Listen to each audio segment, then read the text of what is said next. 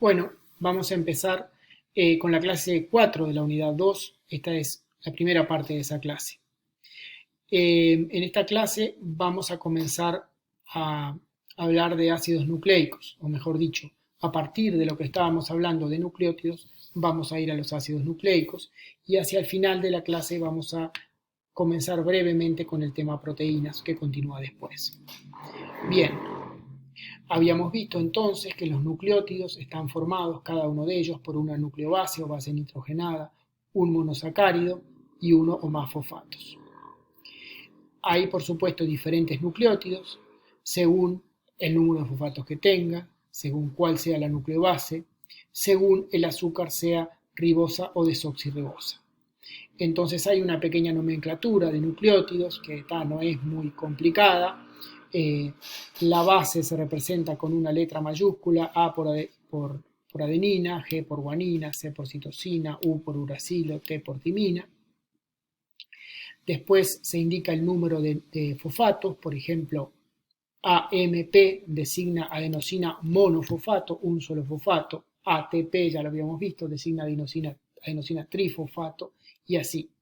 Y después se puede agregar una D chica adelante, que quiere decir que el azúcar es desoxi, ¿no? Entonces, por ejemplo, DAMP es desoxi adenosina monofosfato, ¿no? Bien, antes de ir a ver cómo los nucleótidos forman ácidos nucleicos, tenemos que decir, o repetir, o ampliar, que hay una serie de nucleótidos que son importantes en la célula como tales, que funcionan en tanto moléculas pequeñas, en tanto monómeros. El caso más conocido es el del ATP, que hace el transporte de energía química en la célula, y por supuesto van a hablar mucho de eso en la unidad 3, pero hay otros casos con nucleótidos o nucleótidos modificados unidos a otras moléculas que hacen, generan lo que se llama coenzimas, que son moléculas que ayudan a funcionar a las enzimas, que permiten que las enzimas hagan su trabajo, o moléculas de señalización, como este nucleótido un poco particular, que es el AMP cíclico, etc. Veamos ahora entonces cómo se unen covalentemente estos monómeros que definimos que son los nucleótidos para dar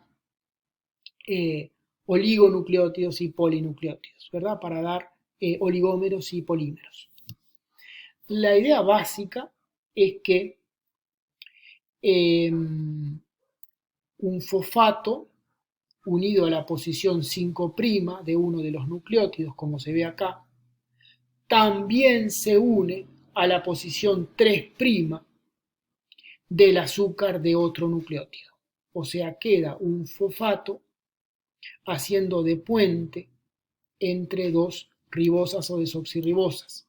Y en general, o siempre debo decir, en los oligonucleótidos convencionales, digamos, y ácidos nucleicos, este fosfato queda entre la posición 5' y la posición 3'. Se dice que se forma una unión fosfodiéster, ¿verdad? Porque está formando fosfoéster para un lado, fosfoéster para otro, y queda una de las posiciones de las que ya les hablé antes del fosfato, libre, digamos, para el equilibrio ácido-base, y en general acá a pHs más o menos neutros, ese equilibrio está muy desplazado hacia la desprotonación, o sea que ese fosfato queda con una carga negativa, ¿tá?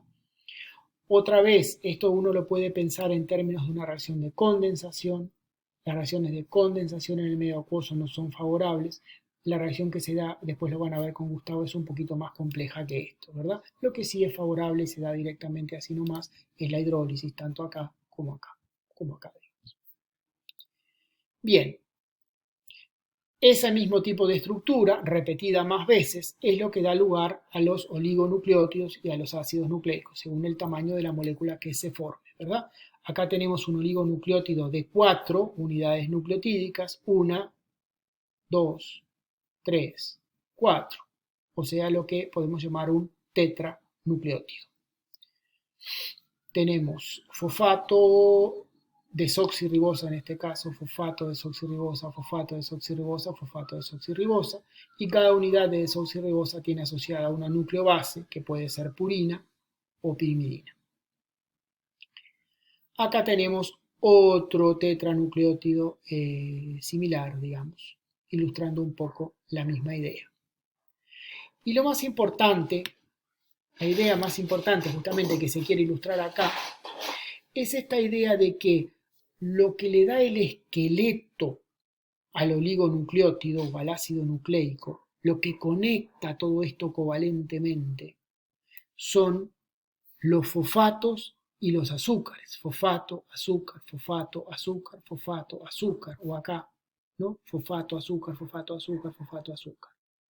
Las bases, las nucleobases, no son necesarias en realidad para la estructura covalente de este polímero. ¿Qué quiero decir? Si yo le arrancara esta base de acá, la molécula sería diferente porque no tendría esta base, pero no se partiría en dos moléculas más esencialmente más pequeñas. En cambio, si yo corto acá, si yo hidrolizo acá, ¿verdad? Entre este fosfato y este azúcar, la molécula realmente se parte en dos. El esqueleto covalente de la molécula pasa por la línea fosfato, azúcar, fosfato, azúcar, fosfato, azúcar. Por eso se habla de esqueleto azúcar fosfato. Es el esqueleto básico de los ácidos nucleicos y de los nucleótidos más pequeños, de los oligonucleótidos, ¿verdad?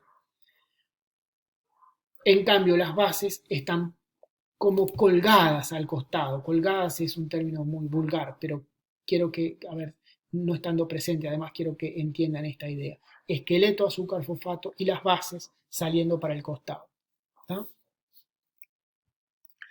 Ahora, el siguiente concepto muy importante en todas las ciencias biológicas modernas, es el concepto de secuencia, ¿verdad? Porque hay diferentes bases y en diferentes oligonucleótidos o en diferentes ácidos nucleicos aparecen en diferentes posiciones diferentes bases. Por ejemplo, este tetranucleótido acá tiene adenina, guanina, citosina, timina, pero yo puedo dibujar otro que tenga otras bases. Por ejemplo, acá tengo adenina, citosina, uracilo, guanina y así. Esto es lo que se llama la secuencia de bases. El esqueleto azúcar-fosfato no participa en la secuencia, sostiene esta secuencia físicamente, pero no participa en esa secuencia, porque es siempre igual, es repetitivo. Fosfato, ribosa, fosfato, ribosa, fosfato, ribosa, o en otros casos, ahora vamos a ver, fosfato, desoxirribosa, fosfato, desoxirribosa, y así. Lo que cambia son las bases. Cuando se dice secuencia de ácidos nucleicos, se habla de la secuencia de bases. Y la secuencia de este tetranucleótido en particular es AGCT.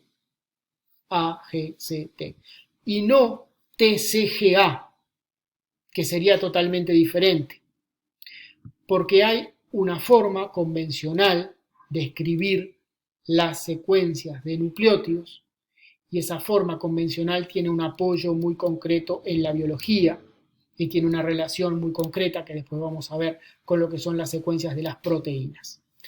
Esa dirección en la cual se escriben las secuencias de los ácidos nucleicos, de los nucleótidos, o de los oligonucleótidos, si ustedes quieren, porque de pronto digo nucleótidos y piensan en el monómero. Esa dirección en la cual se escriben las secuencias siempre es de 5' a 3'. ¿Qué quiero decir? Si considero el esqueleto azúcar-fosfato, ¿verdad? Acá, en la punta de este esqueleto azúcar-fosfato, acá tengo un fosfato. Este fosfato está unido al carbono 5' de esta desoxirribosa, de esta aldosa. Y en la otra punta, lo que tengo libre para continuar, si yo quisiera agrandar esta molécula, es un hidroxilo 3'. ¿Tá? El hecho de que haya un fosfato acá y no haya un fosfato acá, eso es variable. Eso no es tan importante. Podría ser que este nucleótido no estuviera fosforilado, no tuviera el fosfato acá y que sí hubiera un fosfato acá. Eso no es lo que me importa. Lo que me importa es que la posición 5' es diferente a la posición 3' químicamente. Y lo que entre comillas asoma acá es la posición 5' y lo que asoma acá es la posición 3'. Y son diferentes. O sea, este polímero no es lo mismo visto de una punta que visto de la otra. No es lo mismo que yo comience de la punta 5' que yo comience de la 3'. ¿Tá? Este polímero en particular, que les estoy mostrando acá, tiene la secuencia ACGT, ¿tá? Y si tuviera la T en la posición 5' sería otra molécula que llevaría otra información, ¿tá? Que tendría otra secuencia. La secuencia siempre se considera a partir del 5' hasta el 3'. Bien. Lo otro que es muy importante, y esto nos lleva directamente a la famosísima estructura en doble hélice del ADN, es que las bases, las nucleobases, se aparean entre sí por enlaces de hidrógeno. Una pirimidina acá se aparea con una purina, pero no con cualquier purina. La timina, que está en inglés, se aparea con la adenina y no se aparea bien con la guanina por la disposición de dadores y aceptores de enlaces de hidrógeno que tiene, que es diferente entre la adenina y la guanina.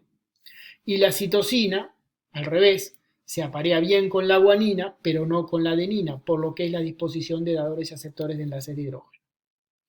Entre timina y adenina se forman dos enlaces de hidrógeno que quedan muy bien, las distancias están perfectas para que se formen, y entre citosina y guanina se forman 1, 2, 3 enlaces de hidrógeno. En cambio, si yo pongo pirimidina con pirimidina, purina con purina, o pongo la pirimidina y purina equivocadas, cruzadas, digamos, no se forman bien estos enlaces de hidrógeno. El uracilo, que es la otra base que les mencioné en un momento, viene acá. Es igual que la timina, pero carece, le falta este CH3 acá y aparea con la adenina perfectamente bien y lo mismo que si fuera timina.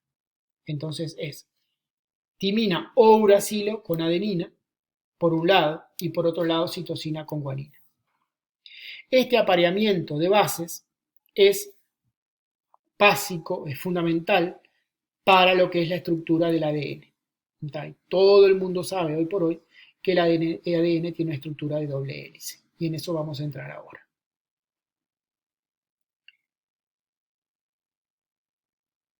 La estructura del ADN fue descubierta a mediados del siglo XX a partir de imágenes de cristalografía de rayos X que obtuvo una mujer, Rosalind Franklin, que trabajaba con un tipo que se llamaba Maurice Wilkins, ¿tá?